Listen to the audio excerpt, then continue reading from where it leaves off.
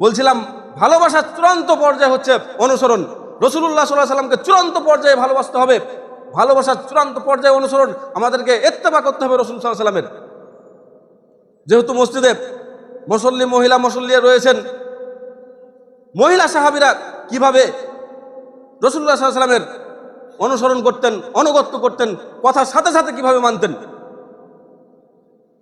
একবার যেহেতু রাসূল সাল্লাল্লাহু আলাইহি সাল্লামের মসজিদে পুরুষ মহিলা মসজিদেই সালাত পড়তেন, দুঃখজনক হলেও অনেক মসজিদে সেটাকে বাধা দেয়।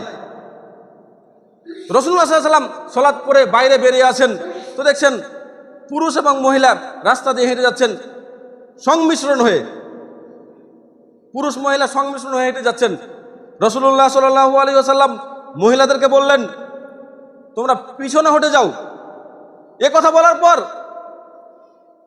রাসূলুল্লাহ সাল্লাল্লাহু আলাইহি ওয়াসাল্লাম বলছেন, আলাইকুন্না বিহাফাতিত তরিক, হে মহিলা সম্প্রদায়, তোমাদের উচিত তোমরা রাস্তার পার্শ্ব দিয়ে চলো, তোমরা রাস্তার পাশ দিয়ে যাও।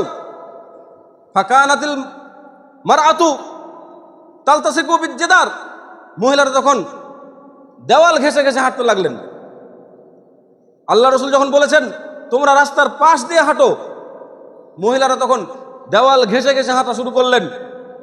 হাত্তা ইন্না শাওবাহা তাতাআল্লাকু বিজ্জিদার মিন সুলুকিল বিহি, তারা দেওয়াল ঘেঁষে ঘেঁষে হাঁটার কারণে তাদের কাপড়গুলো দেওয়ালের সাথে বেঁধে যেত।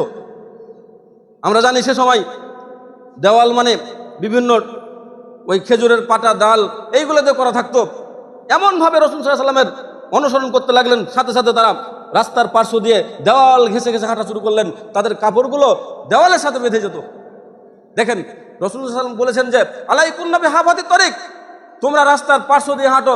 তারা কিভাবে অনুসরণ করা শুরু করেছে, সাথে সাথে আমাদের পুরুষ মহিলা নির্বিশেষে রাসূলুল্লাহ সাল্লাল্লাহু আলাইহি ওয়াসাল্লামকে চূড়ান্তভাবে ভালোবাসতে চাইলে তিনার অনুসরণ করতে হবে। তিনার অনুসরণ বই আমাদের মুক্তি নাই।